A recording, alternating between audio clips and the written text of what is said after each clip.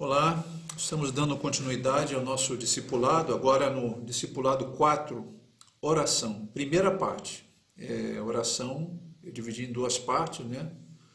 Mas pertence ao discipulado 4.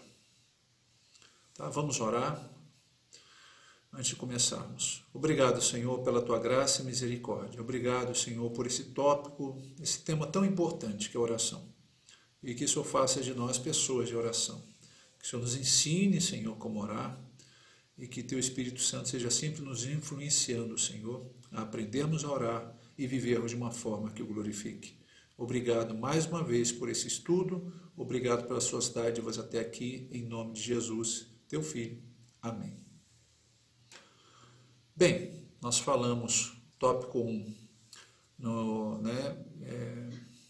1 falamos sobre pecado e salvação, o 2, discipulado 2, discipulado 1, pecado e salvação, discipulado 2, batismo, discipulado 3, nós falamos estudo da palavra de Deus, discipulado 4, nós vamos falar de oração, e está dividido em duas partes, até porque eu desejo pegar na segunda parte, fazer uma leitura da oração do Pai Nosso, no texto, né, que fala da oração do Pai Nosso, para fazermos ali um estudo expositivo, eu posso dizer assim, nós vamos estudar detalhes do texto, porque fala da oração, e ele fala dos elementos da oração, mas ele também fala de um padrão de oração que Deus não gosta, né? Jesus ele começa, aliás, falando isso, né? Não sejais igual aos hipócritas, aos gentios, depois ele vai lá e mostra o modelo de oração. Então é interessante pegar todo o texto, ok? Vai ser um estudo diferente, diferenciado dos outros.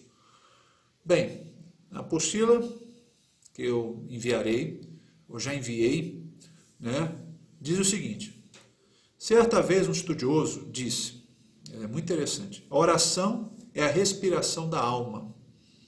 A oração é uma das disciplinas fundamentais da vida espiritual, junto com a meditação da palavra, foi o estudo que fizemos pela última vez, e o jejum. Richard Foster escreveu o seguinte: as disciplinas clássicas ou centrais do cristianismo, da vida espiritual, convida-nos a passar do viver na superfície para viver nas profundezas. Elas nos chamam para explorar os recônditos interiores do reino espiritual. Oração não é apenas falar com Deus, mas estar com Deus.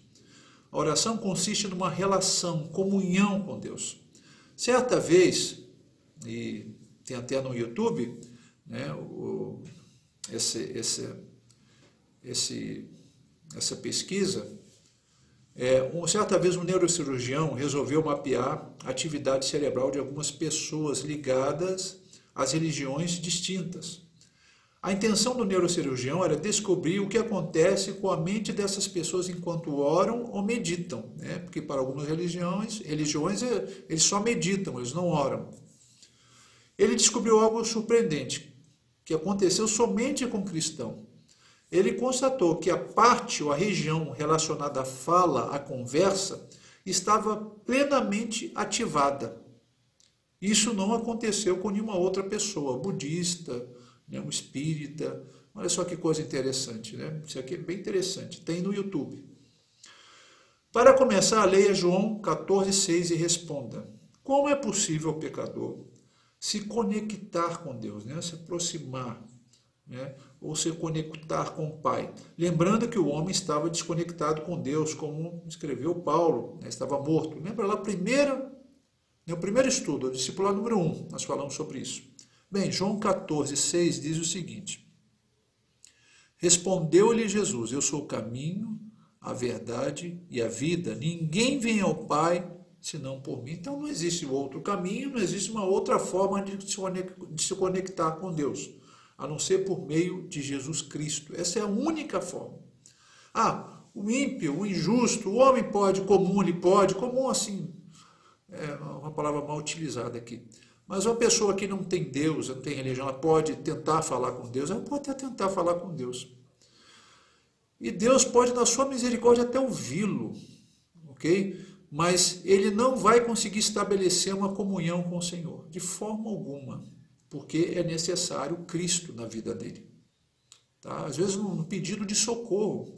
Ele está lá, não acredita muito em Deus, mas no momento de desespero, Deus, por favor, Deus, tenha misericórdia, e Deus pode atendê-lo. Mas não significa que ele vai desenvolver uma comunhão com Deus de forma alguma, porque ele precisa chegar a esse conhecimento de que ele é um pecador e que necessita de um Salvador. E esse Salvador é Jesus Cristo. Bem, agora leia João 16, versículo 26. João, Evangelho de João. Lembrando que na Bíblia tem o Evangelho de João e tem as cartas de João. Tá? É o mesmo João. Vamos lá. João 16, versículo 26. Ele diz o seguinte: naquele dia pedireis em meu nome, e não vos digo que rogarei ao Pai por vós. Perdão, eu errei aqui. Naquele dia pedireis em meu nome, e não vos digo que rogarei ao Pai por vós. Bem, o que acontece aqui? Né? Isso significa que... Não, isso não significa, aliás, corrigindo aqui, isso não significa que precisamos pedir primeiro a Jesus, a fim de que ele peça ao Pai por nós. Não, mas pedir, né, quando eu falo pedir em meu nome, Jesus fala pedir em meu nome, orar em meu nome, pedir baseado no mérito de Jesus. Né, na justiça dele, o que ele fez por nós, nós temos que pensar nisso. Na hora de orarmos, quando nós falamos em nome de Jesus, que aliás não é um nome mágico, algumas pessoas utilizam esse nome, né, de uma forma mágica, mística, né, o cara está lá atrasado, precisa pegar um, mas em nome de Jesus onde vai chegar e às vezes não chega. Então, porque esse nome não é um nome mágico, ok? Esse nome é poder, nós temos que tratar com a reverência devida a ele. E algumas pessoas até chegam a fazer de forma irônica, usá-lo de forma irônica, assim, sem entendimento, né, sem conhecimento. Mas pedir em nome de Jesus significa isso, baseado no mérito dele. Né? Nós nos aproximamos do Pai por causa dele. Então o mérito é dele, não é nosso. Então nós temos que fazer isso baseado no mérito dele, na justiça dele. Sem o Filho não existe conexão com o Pai. Isso é uma coisa que precisamos entender. Bem, o que vem à mente é o seguinte: o que devemos pedir? Já que vocês aprendemos como é que nos conectamos com Deus, encontramos uma comunhão, né, com Ele, temos uma comunhão com Ele por meio de Jesus Cristo. E Ele nos ensina por meio da sua palavra que devemos pedir em nome de Jesus, baseado no mérito dele. Mas o que pedir? O que devemos pedir? Essa é a pergunta que está na página 2. O que devemos pedir? Leia Filipenses 4, 6. Filipenses 4, 6. E responda, né? Filipenses é uma carta, né? A carta de Paulo, o apóstolo Paulo. Passei direto aqui. Capítulo 4, versículo 6.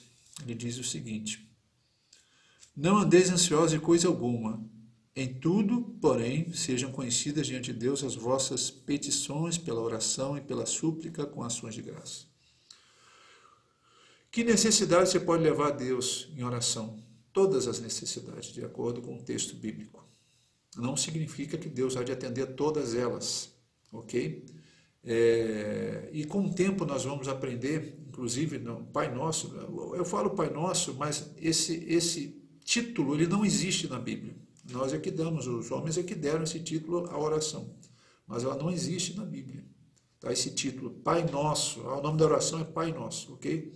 Mas ali nós vamos encontrar alguns elementos, né? O que torna a oração eficiente é pedirmos baseado naquilo que Deus quer para nós. E muita coisa do que Deus quer para nós está na Bíblia, né? Deus não quer que você se desenvolva na fé? Você pode pedir santidade, sabedoria, né? Então são coisas, é claro que Deus se interessa pelo nosso bem-estar, né? Às vezes estamos preocupados aqui, ansiosos, né? E pode trazer paz ao nosso coração, né? Então, qual a necessidade? Todas elas, tá? Não significa que Deus já há de responder todas, mas sim, talvez à medida do tempo ele possa até responder, é da forma dele. Porque a Bíblia diz que não sabemos o que pedir, né? Como pedir, o que pedir. Então, Deus é tão gracioso que além de nos ensinar a orar, nos deu o Espírito Santo que pede, ele intercede por nós Então é dessa forma que vivemos, com o auxílio da Trindade. Agora leia Lucas 18,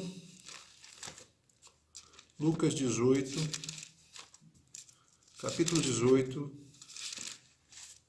versículo 1 e Efésios 6, 18. Vou deixar separado aqui Lucas 18, versículo 1 e Efésios 6, 18. Tudo no Novo Testamento, esses textos estão no Novo Testamento. Bem, Lucas 18, versículo 1 diz o seguinte: E disse-lhe Jesus uma parábola sobre o dever de orar sempre e nunca esmorecer. Orar sempre e nunca esmorecer. Efésios 6, 18 diz o seguinte: Com toda oração e súplica, orando em todo o tempo no Espírito, e para isso vigiando com toda perseverança e súplica por todos os santos. Quando? Sempre. Em todo o tempo nós devemos orar. Ele não fala aqui, ele não determina um tempo exato, 1 hora, 2 horas, mas em todo o tempo, né? Em todo o tempo, né? Sempre. Então, não significa um período curto de oração, né? Pela manhã ou então na hora de dormir. Ele fala em todo o tempo, né? Nós entendemos que isso aqui significa uma vida de oração. Uma vida de oração. Né? A Bíblia fala de várias pessoas que tinham uma vida de oração. Né? Inclusive eu separei aqui, por meio de um quadro que eu fiz aqui, e está na apostila falando, né, personagem bíblico, oração e o texto bíblico. Né? Eu botei Ezequias intercedeu por Jerusalém, 2 Reis, capítulo 19, versículo 14 a 19. Salomão pediu sabedoria. Texto bíblico, 1 Reis, capítulo 3, versículo 5 ao 9. Jó reclamou do sofrimento e outras coisas mais. Né? Está lá. Jó, capítulo 3, versículo 3 ao 12. Paulo pediu a Deus que removesse a sua limitação. Está lá em 2 Coríntios, capítulo 12, versículo 7 a 10. Davi queixou-se da perseguição de Saul. Está lá no texto, qual é o texto bíblico? 102, Salmo 102, do versículo 1 ao 11. Então nós vemos vários exemplos de pessoas que